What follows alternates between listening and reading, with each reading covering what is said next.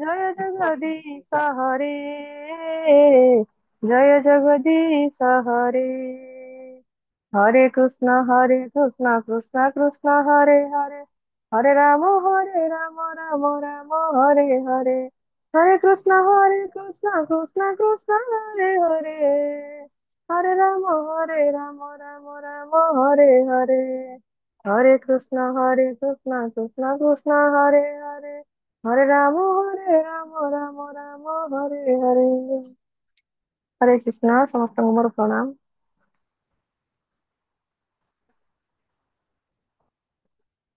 हरे कृष्ण माता जी, बहुत बहुत धन्यवाद। हरे कृष्ण। हरे कृष्ण समस्त स्कंद तरफରୁ ଆପଣମାନଙ୍କୁ ସ୍ୱାଗତ ପ୍ରାର୍ଥନା ସହିତ ଆମେ ଭାଗବତ ପାଠ ଆରମ୍ଭ କରିବା। ओम अज्ञानतिमिरन्धस्य ज्ञानाञ्जनशलाकया चक्षुमृतं येन तस्मै श्रीगुरुवे नमः। श्रीचैतन्यं मनोभीष्टं स्थापितं येन भूतले स्वयं रूपं कदा मह्यं ददाति स्वपदान्तिकं। वन्देऽहं श्रीगुरुश्रीयुतपदकमलं श्रीगुरून् वैष्णवांश्च श्रीरूपं साग्रजातं सहगना रघुनाथान्वितं तं सजीवं साद्वैतं सावधूतं परिजनासहितं कृष्णचैतन्यदेवं श्रीराधा कृष्णपादान् सहगना ललिता श्रीविशाखान्वितश्च नमो विष्णुपादाय कृष्णपृष्ठाय भूतले श्रीमते भक्तिवेदान्त स्वामिनीति नामिने। नमस्ते सरस्वती देवी गौरवाणी प्रचारिणे निर्विशेष शून्यवादी पाश्चात्यदेशतारिणे। हे कृष्ण करुणा सिंधु दीनबंधु जगतपते गोपेश गोप्यकांत राधाकांत नमस्तुते। तप्त कांचने गौरांगी राधे वृंदावनेश्वरी वृषभानुसुते देवी प्रणमामि हरिप्रिये। वंशकल्पतरुभ्यश्च कृपा सिन्धुभ्य च पतितानां पावनेभ्यो वैष्णवेभ्यो नमो नमः। नमो महावदन्याय कृष्णप्रेम प्रदायते कृष्णाय कृष्णचैतन्य नाम्ने गुरुदिश नमः। नमो ब्रह्मणे देवाय गो ब्राह्मणहिताय च जगदीताय कृष्णाय गोविन्दाय नमो नमः। जय श्री कृष्ण चैतन्य प्रभु नित्यानंद श्री अद्वैत गदाधर श्रीवासदि गौर भक्तवृंद। हरे कृष्ण कृष्ण कृष्ण हरे हरे, हरे राम राम राम हरे हरे। हरे कृष्ण कृष्ण कृष्ण हरे हरे, हरे राम राम राम हरे हरे। हरे कृष्ण कृष्ण कृष्ण हरे हरे, हरे राम राम राम हरे हरे।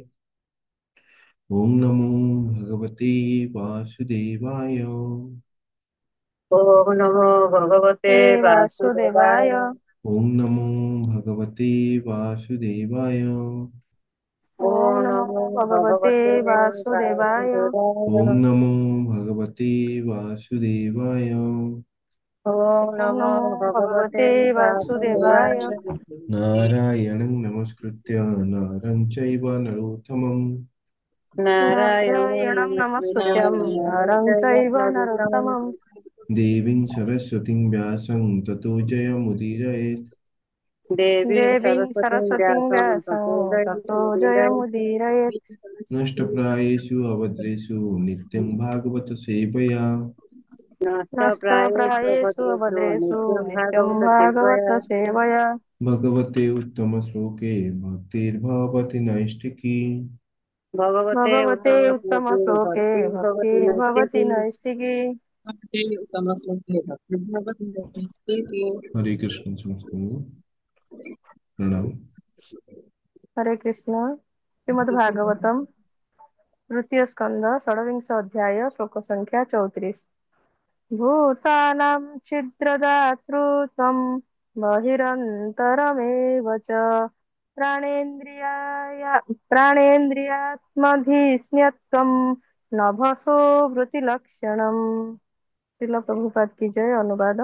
ପ୍ରାଣୀମାନଙ୍କର ଅବକାଶ ପ୍ରଦାନ ଏବଂ ବାହ୍ୟ ଅଭ୍ୟନ୍ତର ରୂପେ ବ୍ୟବହାରାସ୍ପଦ ହେବା ଏବଂ ପ୍ରାଣ ଇନ୍ଦ୍ରିୟ ଓ ମନର ଆଶ୍ରୟତ୍ୱ, ଏହି ସମସ୍ତ ଆକାଶର ବୃତ୍ତି ହିଁ ତାହାର ଲକ୍ଷଣ। ହରେ କୃଷ୍ଣ। हरे कृष्ण।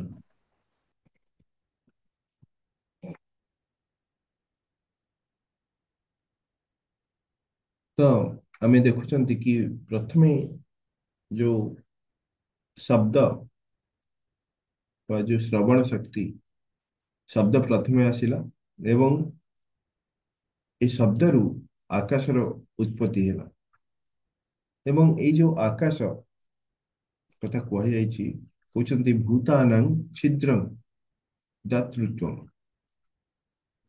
ମାନେ ସମସ୍ତ ଜୀବମାନଙ୍କୁ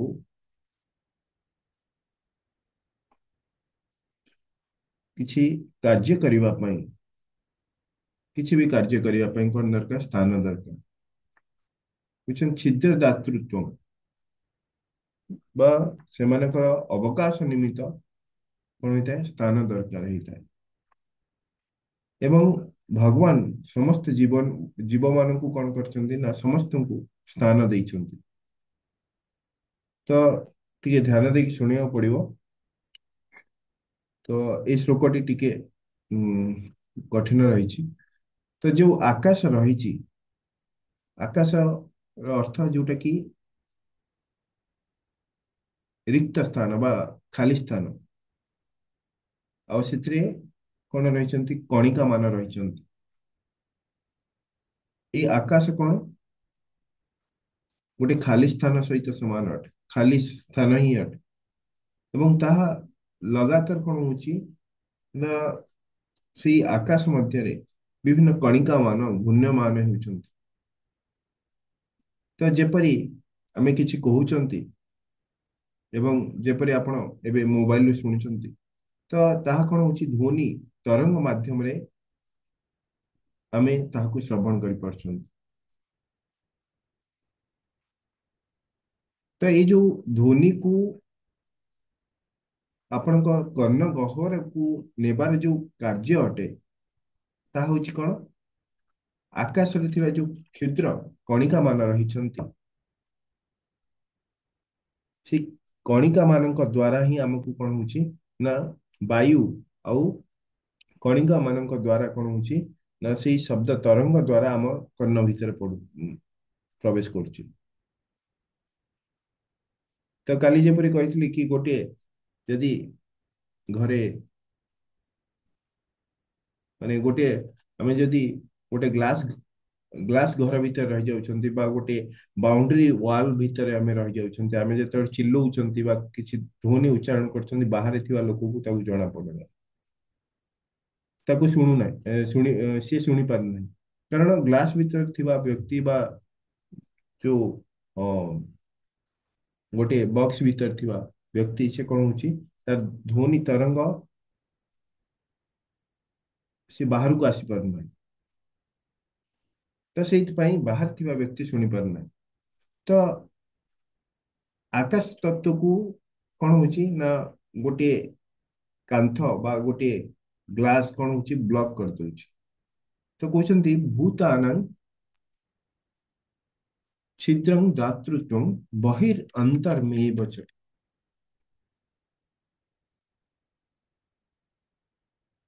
ତ ଏଇ ଯୋଉ ଆକାଶ ତତ୍ଵ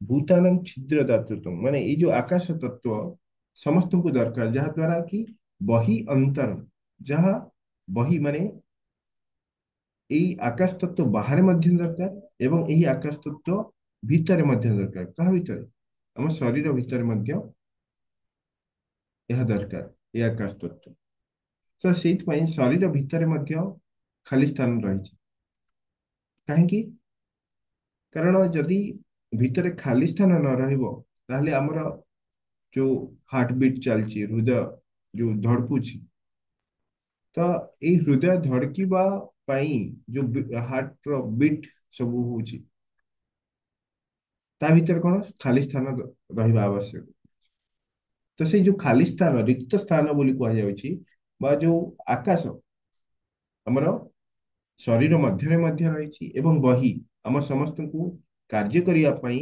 ବାହାରେ ବିରାଟ ଆକାଶ ମଧ୍ୟ ଭଗବାନ ଆମକୁ ଦେଇଛନ୍ତି ଯାହାକି ପୁରା ଖାଲି ସ୍ଥାନ ଅଟେ ସେଠାରେ ଆମେ କର୍ମ କରୁଛନ୍ତି ହାତ ଗୋଡ଼ ହଲାଉଛନ୍ତି ଆମେ ଶ୍ରବଣ ମଧ୍ୟ କରିପାରୁଛନ୍ତି ଏଇ ଆକାଶ ଦ୍ଵାରା ଏବଂ ଅତି ସହଜରେ ଆମେ ବିଚରଣ ମଧ୍ୟ କରିପାରୁଛନ୍ତି, ଗୋଟେ ସ୍ଥାନରୁ ଆଉ ଗୋଟେ ସ୍ଥାନକୁ ଯାଇପାରୁଛନ୍ତି। ତ ଏତେ ଖାଲି ସ୍ଥାନ କାହିଁକି ଦେଇଛନ୍ତି? ଦେଖିବାକୁ ଗଲେ ଜନସଂଖ୍ୟା ଦେଖିବାକୁ ଗଲେ ଏତେ କମ ଅଟେ, କିନ୍ତୁ ଆକାଶ କେତେ ବଡ! ଆକାଶ ତତ୍ଵ ବହୁତ ବଡ ଅଟେ। ଆମେମାନେ ମାତ୍ର 6-7 ଫୁଟର ଆମେ ମନୁଷ୍ୟ ଅଟନ୍ତି। 8 ଫୁଟ 10 ଫୁଟ ପର୍ଯ୍ୟନ୍ତ ମନୁଷ୍ୟ ରହିଛନ୍ତି, କିନ୍ତୁ ଏମିତି ହଜାର ହଜାର ଲକ୍ଷ ଲକ୍ଷ ଫୁଟ ପର୍ଯ୍ୟନ୍ତ କଣ ହେଇଛି ନା ଆକାଶ ମାର୍ଗ ଭଗବାନ ଆମକୁ ଦେଇଛନ୍ତି। କୋଟି କୋଟି, ମାନେ ବହୁତ ଉଚ୍ଚକୁ, ବହୁତ ବିରାଟ। ଆମେ ଯଦି ଉପରୁ ଦେଖିବା, ଯେପରି ଆମେ ଯେତେବେଳେ ଆମେ ଆକାଶ ମାର୍ଗରେ ଯାଉଛନ୍ତି, ଯେତେବେଳେ ତଳକୁ ଅନାନ୍ତି, ଆମେ ବହୁତ ଛୋଟ ଛୋଟ ଘର ମାନ ଦେଖନ୍ତି। ଏତେ ବିରାଟ ବିରାଟ ବିଲ୍ଡିଂ ସବୁ ଛୋଟ ଛୋଟ ଦେଖାଯାଏ। ତ ଏତେ ବଡ ଆକାଶ ଆମର ବିଚରଣ କରିବା ପାଇଁ ଭଗବାନ ଆମକୁ ଦେଇଛନ୍ତି। ଭୂତାନାଂ ଛିଦ୍ର ଦାତୃତ୍ୱଂ ବହିର୍ ଅନ୍ତର୍ମେବ ଚ। ତ ଆମ ଭିତରେ ଅନ୍ତର ଏବ ଚ, ତ ଆମ ଭିତରେ କାହିଁକି ଖାଲି ସ୍ଥାନ ଦେଇଛନ୍ତି? ଆମର ଯୋଉ ପ୍ରାଣ ଇନ୍ଦ୍ରିୟ ଆତ୍ମ, ମାନେ ପ୍ରାଣ ମାନେ ପ୍ରାଣବାୟୁ। ଯଦି ଶରୀର ଭିତରେ ଯଦି ଖାଲି ସ୍ଥାନ ନ ରହିବ, ଆମେ ନିଶ୍ୱାସ କିପରି ନେବା? ତ ପ୍ରାଣବାୟୁ ପାଇଁ, ଆଉ ଇନ୍ଦ୍ରିୟ ଇନ୍ଦ୍ରିୟ ମାନଙ୍କ ପାଇଁ, ଏବଂ ଆତ୍ମ ଆତ୍ମ ମାନେ ଯେପରି ମନ, ଏସବୁର କଣ ନା ଧିଷ୍ଣତ୍ୱଂ ମାନେ ଆଶ୍ରୟ ପାଇଁ। ତ ପ୍ରାଣବାୟୁ, ଇନ୍ଦ୍ରିୟ ଗଣ ଏବଂ ମନର ଆଶ୍ରୟ ନିମିତ୍ତ ଏ ଆକାଶ କଣ ହଉଛି ନା ଆମକୁ ସ୍ଥାନ ଦେଇଛି। ଆମର ଅନ୍ତର ମାନେ ଆମର ଶରୀରର ଭିତରେ କଣ ହେଇଛି ନା ସେଥିରେ ଖାଲି ସ୍ଥାନ ରହିଛି ବା ଆକାଶ ରହିଛି। ଆଉ ନଭସହ ବୃତ୍ତି ଲକ୍ଷଣ, ତ ଆକାଶ ତତ୍ଵର ଏହି ଲକ୍ଷଣ ଅଟେ, ବହିର୍ ଆଉ ଅନ୍ତ। ଏଇ ଦୁଇଟି ସ୍ଥାନରେ ସେ ପରିଲକ୍ଷିତ, ମାନେ ସେ ରହିଥାଏ ଏଇ ଆକାଶ ତତ୍ଵ। ଏବଂ ଏହା ଦ୍ଵାରା କଣ ହୋଇଥାଏ ନା ଆମର ଶରୀର କ୍ରିୟାଶୀଳ ହୋଇ ଉଠିଥାଏ। ଯଦି ଖାଲି ସ୍ଥାନ, ଆକାଶର ଅର୍ଥ ହଉଛି କଣ? ଖାଲି ସ୍ଥାନ।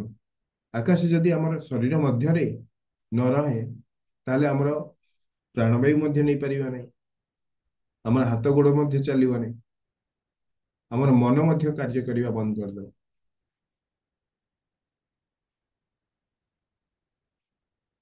ତ ପ୍ରାଣବାୟୁ, ଇନ୍ଦ୍ରିୟ, ମନର ଯୋଉ ଯୋଉ କାର୍ଯ୍ୟ ରହିଛି, ତାର ଛିଦ୍ର ପାଇଁ, କାର୍ଯ୍ୟ ଛିଦ୍ର ପାଇଁ ସେମାନଙ୍କ ଏଇ ଯୋଉ ଶରୀରରେ, ଶରୀରର ଏଇ ଯୋଉ ପ୍ରାଣବାୟୁ, ଇନ୍ଦ୍ରିୟ, ମନ, ଏମାନଙ୍କର ଆଶ୍ରୟ ପାଇଁ ଭଗବାନ ଆମକୁ କଣ ଦେଇଛନ୍ତି ନା ଆମର ଅନ୍ତରରେ, ମାନେ ଶରୀର ମଧ୍ୟରେ ଆମକୁ ସ୍ଥାନ ଦେଇଛନ୍ତି। ଆକାଶର ଅର୍ଥ ହଉଛି କଣ? ରିକ୍ତ ସ୍ଥାନ ବା ଖାଲି ସ୍ଥାନ। ତ ଆମେ ଏଇ ଯୋଉ ଖାଲି ସ୍ଥାନ ବା ଯୋଉଠି କିଛି ବି ନାହିଁ, ସେଇଥିରୁ ଆମେ କଣ ହଉଛନ୍ତି ନା ସେଇଥିରୁ ହିଁ ଆମେ ଉତ୍ପନ୍ନ ହେଇଛନ୍ତି। କାରଣ ଏଇ ଯୋଉ ଆକାଶରୁ ଯୋଉ ଆମେ ଦେଖିଥିଲେ ଯୋଉ ଜଳ, ନା ସରି ଶବ୍ଦ,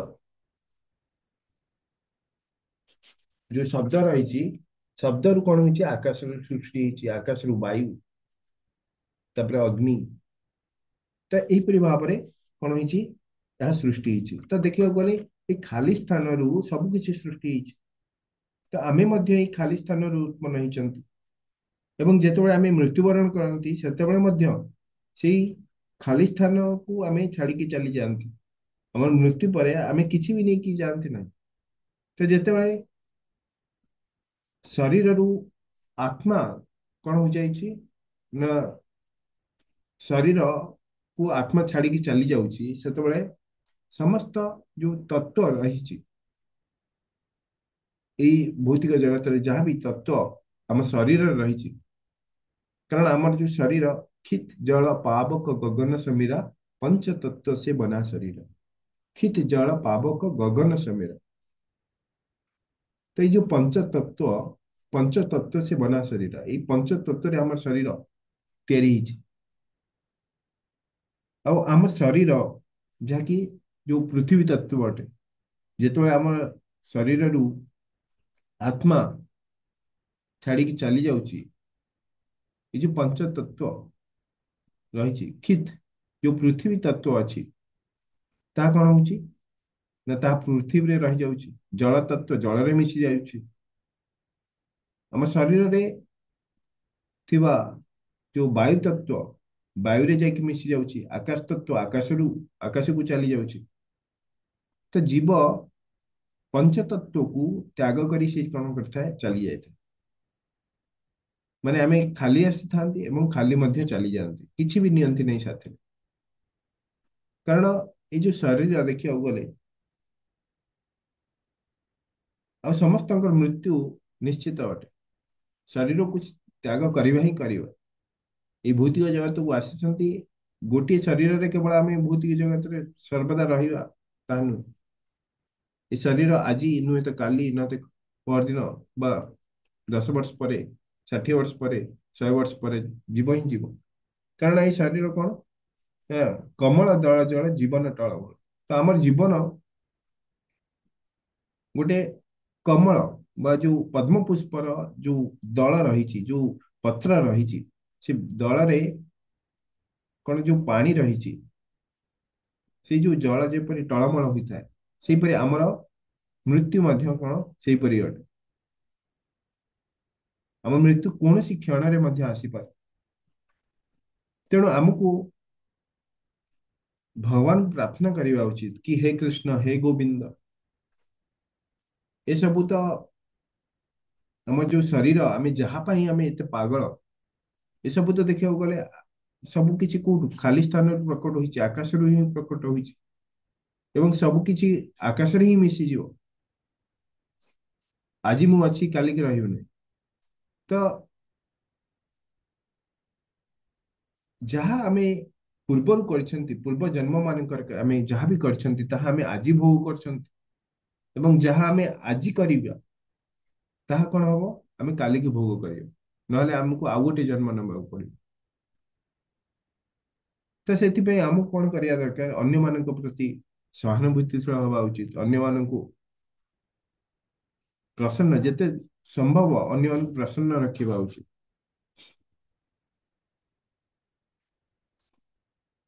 ଆଉ ନିଜକୁ ଶୁଦ୍ଧି କରିବା ପାଇଁ, ନିଜର ଯାହାବି ଆମେ ଯେତେ ବି ଯୋଉ କର୍ମଫଳ, ଆମର ପୂର୍ବ ଜନ୍ମ କର୍ମଫଳ ରହିଛି, ତାକୁ ନଷ୍ଟ କରିବା ପାଇଁ ଆମକୁ ଭଗବାନଙ୍କ ଶରଣାପନ୍ନ ହବା ଉଚିତ। ଆଉ ଯେତେ ସମ୍ଭବ ଅନ୍ୟମାନଙ୍କୁ ସେଇ କୃଷ୍ଣ ଚେତନା ମାର୍ଗରେ ସେମାନଙ୍କୁ ନେବା ଉଚିତ, ଯାହା ଦ୍ୱାରା କି ସେମାନେ ମଧ୍ୟ ବାସ୍ତବିକ ଭାବରେ ପ୍ରସନ୍ନ ହେଇପାରିବେ। ଭୌତିକ ଦିଗରେ ପ୍ରସନ୍ନ କଲେ ସେମାନଙ୍କର କିଛି ଲାଭ ନାହିଁ। ସେମାନଙ୍କୁ ଯଦି ପ୍ରସନ୍ନ କରୁଛନ୍ତି ଭୌତିକ ଦିଗରେ, ତାହେଲେ କଣ ହବ ନା ସିଏ ଆଜି ସୁଖୀ ହେଇଯାଇପାରନ୍ତି, କିନ୍ତୁ କାଲିକି ସେ ପୁନର୍ବାର ଦୁଃଖୀ ହିଁ ହେବେ। କାରଣ ସେମାନେ ବାସ୍ତବିକ ଜିନିଷକୁ ଆଜି ପର୍ଯ୍ୟନ୍ତ ଯୋଉମାନେ ଜାଣିନାହାନ୍ତି, ସେମାନଙ୍କୁ କୃଷ୍ଣ ଚେତନା ଦେବା, ଏଇ ଆତ୍ମା ସମ୍ବନ୍ଧୀ ଜ୍ଞାନ ଦେବା, ତାହା ନିତ୍ୟାନ୍ତ ଆବଶ୍ୟକ ଅଟେ। ଆଉ ଭୌତିକ ଦିଗରୁ ମଧ୍ୟ ଅନ୍ୟମାନଙ୍କୁ ଆମକୁ ପ୍ରସନ୍ନ ରଖିବା ଉଚିତ। ତ ଯେତେ ଆମେ ଅନ୍ୟମାନଙ୍କୁ ପ୍ରସନ୍ନ ରଖିବା, ଆମେ ସେତେ ପ୍ରସନ୍ନ ରହିବା। ଯଦି ଆମେ ଅନ୍ୟମାନଙ୍କୁ ଦୁଃଖ ଦେଉଛନ୍ତି, ତାହେଲେ ତାହାର ଅର୍ଥ, ତାର ଫଳ ମଧ୍ୟ ଆମକୁ ପ୍ରାପ୍ତ କରିବାକୁ ପଡିବ। ତ ଏଇ ଯୋଉ ପ୍ରାଣ, ଇନ୍ଦ୍ରିୟ, ମନ ଯୋଉ କୁହାଯାଇଛି ଏଠାରେ, ଏହା ଜୀବାତ୍ମାର ଯୋଉ ରୂପ ଅଟେ, ତାହା ଆମକୁ ଖାଲି ଆଖିରେ ଦେଖାଯାଏ ନାହିଁ। ଆମେ ମନକୁ ଦେଖିପାରିବା ନା, ତ ପ୍ରାଣ ଶକ୍ତିକୁ ଦେଖିପାରିବା ନା, ଇନ୍ଦ୍ରିୟ ମାନଙ୍କର ଶକ୍ତିକୁ ମଧ୍ୟ ଆମେ ଦେଖିପାରିବା। ହେଇଥାଇପାରେ ଆମେ ହାତ ଗୋଡ ଏସବୁ ଜିନିଷ ଦେଖିପାରୁଛନ୍ତି, ଆଖି ଦେଖିପାରୁଛନ୍ତି, ନାକ ଦେଖିପାରୁଛନ୍ତି, କିନ୍ତୁ ତାକୁ ଚାଳନ କରିବାର ଯୋଉ ଶକ୍ତି ରହିଛି, ହାତକୁ ଉଠେଇବା, ତ ଏଇ ଯୋଉ ଶକ୍ତି କଣ କୋଉଠି ରହିଛି, ଭିତରେ ହିଁ ରହିଛି, ଆମ ଶରୀର ମଧ୍ୟରେ ରହିଛି। ତ ଇଏ କଣ ହଉଛି, ଗୋଟେ ଇଞ୍ଜିନ ସଦୃଶ କାର୍ଯ୍ୟ କରୁଛି। ଏ ସମସ୍ତ ଜିନିଷ ଯେପରି କାରର ଇଞ୍ଜିନ, କାର୍ଟି କେବିନ ପୁରା ଘୋଡେଇକି ରହିଛି, ତାର କାର୍ଯ୍ୟ ସବୁ କିଛି କଣ ହଉଛି ନା ଭିତରେ ହିଁ ରହିଛି। ବାହାରକୁ ଖାଲି ଆମକୁ ଟାୟାର ଦେଖାଯାଉଛି କି ସେ ଘୁରୁଛି, କିନ୍ତୁ ଯଦି ଆମେ ଇଞ୍ଜିନକୁ ଖୋଲି ନବା, ଖାଲି ଟାୟାରରେ ଗାଡି ଚାଲିପାରିବ ନାହିଁ। ତ ସେଇପରି ଆମର ଯୋଉ ଶରୀର ରହିଛି, ଶରୀରର ସବୁ ଯୋଉ ଅ, ଯୋଉ ଅନ୍ତର ସ୍ଥାନ ରହିଛି, ଅଭ୍ୟନ୍ତର ଅନ୍ତରମ ଅଭ୍ୟନ୍ତରରେ କଣ ପ୍ରତ୍ୟେକ କ୍ରିୟା ମାନ ହଉଛି, ଯାହାକୁ ଆମେ ଦେଖିପାରିବା ନାହିଁ। ତ ଏଇଟା ହଉଛି କଣ ଜୀବାତ୍ମାର ସ୍ୱରୂପ ଅଟେ।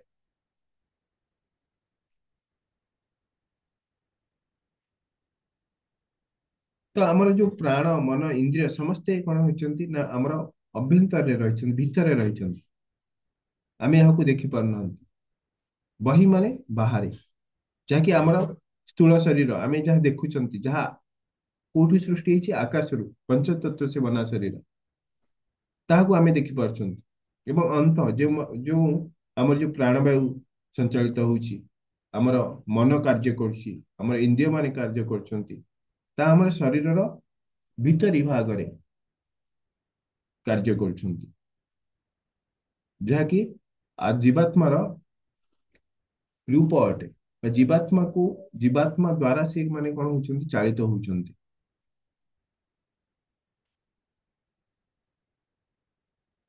ତ ଏଇ ଯୋଉ ଜୀବାତ୍ମା ବା ଯୋଉ ଆମକୁ ଶରୀର ପ୍ରାପ୍ତ ହେଇଛି, ଏସବୁ ଦେଖିବାକୁ ଗଲେ ଭଗବାନଙ୍କର ପ୍ରଦତ୍ତ ଏଇ ଯୋଉ ଆକାଶ ଯୋଉ ଦେଇଛନ୍ତି, ବିରାଟ ବଡ ଆକାଶ, ବାହାରେ ମଧ୍ୟ ଆକାଶ ରହିଛି, ଭିତରେ ମଧ୍ୟ ଆକାଶ ରହିଛି। ଏଇ ଆକାଶ ଯୋଗୁ ଆମେ କଣ କରୁଛନ୍ତି, କ୍ରିୟାମାନ କରିପାରୁଛନ୍ତି। ଏବଂ ଏଇ ଆକାଶରୁ ହିଁ ପ୍ରତ୍ୟେକ ଜିନିଷର ସୃଷ୍ଟି। ଶବ୍ଦରୁ ଆକାଶ ସୃଷ୍ଟି ହେଲା।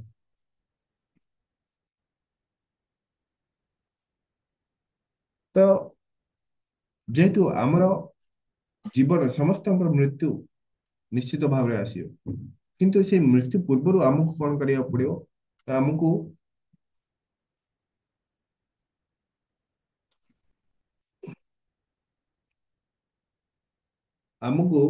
କଣ କରିବାକୁ ପଡିବ, ଆମକୁ ସେଇ କିପରି ଭାବରେ ଆମେ ଏଇ ଭୌତିକ ଜଗତକୁ ପୁନର୍ବାର ନ ଆସିବା, ସେଥିପାଇଁ ଆମକୁ ପ୍ରୟତ୍ନ କରିବାକୁ ପଡିବ। ତ ଯାହାକି ଭଗବାନ ଭଗବତ ଗୀତାରେ କହୁଛନ୍ତି କଣ, ନା ଅନ୍ତ କାଳେ ଛ ମାମେବ ସ୍ମରଣ ମୁକ୍ତ କଲେବର यह ପ୍ରୟାତି ମଦ୍ଭାବଂ ୟାତି ନାସ୍ତିତ୍ୱ ସଂଶୟ। ତ ଏଇ ଭୌତିକ ଜଗତରେ ଆମେ ବିଭିନ୍ନ ଜିନିଷକୁ ପ୍ରାପ୍ତ କରିବା ପାଇଁ ଆମର ଇନ୍ଦ୍ରିୟକୁ, ମନକୁ, ଆମର ଶରୀରକୁ ଖୁସି କରିବା ପାଇଁ ଆମେ ଲାଗି ରହିଛନ୍ତି। କିନ୍ତୁ ଯଦି ଆମେ ଯେତେବେଳେ ମୃତ୍ୟୁ ସମୟ ଆସୁଛି, ସେତେବେଳେ କଣ ହଉଛି, ନା ଆମେ ଭଗବାନଙ୍କୁ ଆମେ ମନେ ପକେଇ ପାରୁନାହାନ୍ତି। ତ ସେଇଥିପାଇଁ ଆମେ ଏଇ ଯୋଉ ଭାଗବତମ କଥା ଶ୍ରବଣ କରୁଛନ୍ତି, ଭଗବତ ଗୀତା ଶ୍ରବଣ କରୁଛନ୍ତି, ଏବଂ ଆମେ ହରେ କୃଷ୍ଣ ମହାମନ୍ତ୍ର ନେଉଛନ୍ତି, ଭଗବାନଙ୍କର ଭକ୍ତି ସେବାରେ ଲାଗି ରହୁଛନ୍ତି, ତ ଏହା ଦ୍ଵାରା କଣ ହୁଏ, ଆମେ ଆମର ଯୋଉ ପ୍ରୟାଣ କାଳ ମାନେ ଜୀବନର ଯୋଉ ଅନ୍ତ ସମୟ, ମୃତ୍ୟୁ ସମୟରେ ଆମେ ଭଗବାନଙ୍କୁ ସ୍ମରଣ କରିପାରିବା। ଯଦି ଏପରି ଭୌତିକ ଦିଗରେ ଆମେ ଅଗ୍ରଗତି କରି ଆମେ କେବଳ ଇନ୍ଦ୍ରିୟ ସୁଖରେ ଆମେ ମାତି ରହିବା, ତାହେଲେ ଆମକୁ ଭଗବାନ କେବେ ବି ସ୍ମରଣରେ ଆସିବେ ହିଁ ନାହିଁ। ତେଣୁକରି ଆମକୁ ଅଭ୍ୟାସ କରିବାକୁ ପଡିବ। ତ ଭଗବାନ କହୁଛନ୍ତି କେବଳ ମୋତେ ସ୍ମରଣ କରି ଯଦି ସେ ଶରୀର ତ୍ୟାଗ କରୁଛି, ସେ କଣ ହଉଛି, ସେ ସାଙ୍ଗେ ସାଙ୍ଗେ ମୋର ପ୍ରକୃତିକୁ ପ୍ରାପ୍ତ ହଉଛି। ୟଂ ୟଂ ବ୍ୟାପି ସ୍ମରଣ ଭାବଂ ତେଜତନ୍ତେ କଳେବରମ୍ ତଂ ତମେ ବେଇତି କୌନ୍ତେୟ ସଦା ତଦ୍ ଭାବ ଭାବିତମ୍। ତ ଏଇ ଶରୀର ତ୍ୟାଗ ସମୟରେ ଆମର ଯୋଉ ଭାବ ରହିଛି,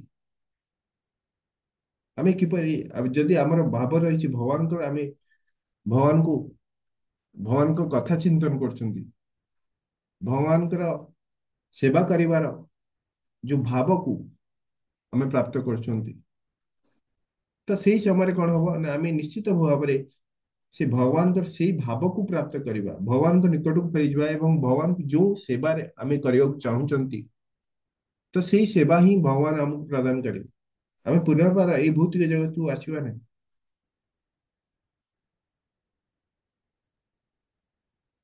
ତ ଯେତେ ଭୌତିକ ଦିଗରେ ସେ କାର୍ଯ୍ୟ କରିଥାଏ, ତାର ଅନ୍ତ ସମୟରେ ସେଇ କାର୍ଯ୍ୟ ଗୁଡିକ ତାର ମନେ ପଡିଥାଏ। कि ମୁଁ ଏଟା କଲି ମୋ ପୁଅ ପାଇଁ ଏୟା କଲି ଝିଅ ପାଇଁ ଏୟା କଲି। ସେତେବେଳେ କଣ ଭଗବାନଙ୍କ ଚିନ୍ତନ ଆସିନଥାଏ। ଯଦି ଆମେ ଅଭ୍ୟାସ ନ କରିବା ନିଶ୍ଚିତ ଭାବରେ ଆମେ ଭୌତିକ ଜିନିଷ ହିଁ ଶେଷ ସମୟରେ ହିଁ ଚିନ୍ତା କରିବା ଏବଂ ଶେଷ ସମୟରେ ଆମର ମୃତ୍ୟୁ ମଧ୍ୟ ବହୁତ କଷ୍ଟ ହୋଇଥାଏ। ତ ସେଇ ସମୟରେ ଆମେ ଭଗବାନଙ୍କୁ ଚିନ୍ତନ କରିବା ବହୁତ କଷ୍ଟ ହେଇଥାଏ। କିନ୍ତୁ ଆମକୁ ଯେତେବେଳେ ଅଭ୍ୟାସ ବୈରାଗ୍ୟ ଆଉ ଅଭ୍ୟାସ ଦ୍ଵାରା ଆମେ ଭଗବାନ କହୁଛନ୍ତି କି ତୁମେ ଏଇ ମନକୁ ତୁମେ ଜିତି ପାରିବ। ତ ଏଇ ଯୋଉ ଅଭ୍ୟାସ କରିବାର ଆମ ଯୋଉ ମନକୁ ଭଗବାନଙ୍କ ଠାରେ କୃଷ୍ଣ କେନ୍ଦ୍ରିକ ରଖିବା, ଏହା ହିଁ ହଉଛି କଣ ନା ଆମର ଜୀବନର ଲକ୍ଷ୍ୟ ହେବା ଉଚିତ। ଏହା ଦ୍ୱାରା ହିଁ ଆମେ ଭଗବାନଙ୍କୁ ମୃତ୍ୟୁ ସମୟରେ ଆମେ ମନେ ପକେଇ ପାରିବା ଏବଂ ଏଇ କିଛି ତ ନ ମାନେ ଏଇ ଯୋଉ ଆକାଶ ଖାଲି ସ୍ଥାନରେ କୁ ଆମେ ଏଇ ଖାଲି ସ୍ଥାନରୁ ଆମେ ଉତ୍ପତ୍ତି ହେଇଛନ୍ତି ଏବଂ ଏଇ ଖାଲି ସ୍ଥାନରୁ ଆମେ ଆମେ କିଛି ନେଇକି ଯିବା ନାହିଁ। ସବୁ କିଛିକୁ ଏଇଠି ହିଁ ତ୍ୟାଗ, ଏଇ ଆକାଶକୁ ହିଁ ତ୍ୟାଗ କରିକି ଯିବା। ଠିକ ଅଛି। ହରେ କୃଷ୍ଣ ମାତାଜୀ, ହରେ କୃଷ୍ଣ ସମସ୍ତଙ୍କୁ, ହରେ କୃଷ୍ଣ हरे कृष्ण ପ୍ରଭୁଜୀ। प्रभु जी एक विराम लगा। हरे कृष्ण। ठीक है माताजी। पंचाकल्पतरुभ्यश्च कृपा सिंधु एव च पतितानां पावनेभ्यो वैष्णवेभ्यो नमो नमः। अनंत कोटि वैष्णव वृंद की जय। श्रील प्रभुपाद की जय। हरे कृष्ण समस्त चिंत हरे कृष्ण महामंत्र करिव। हरे कृष्ण कृष्ण हरे कृष्ण कृष्ण हरे कृष्ण हरे, कृष्ण हरे हरे राम राम राम हरे हरे, हरे कृष्ण कृष्ण कृष्ण हरे हरे, हरे हरे राम राम राम राम हरे राम हरे, हरे हरे, हरे कृष्ण कृष्ण कृष्ण कृष्ण हरे हरे, हरे हरे, हरे राम हरे राम राम हरे राम हरे। हरे हरे। हरे हरे कृष्ण कृष्ण प्रभु जी प्रभु। प्रणाम। हरे कृष्ण समस्त दंडवत प्रणाम।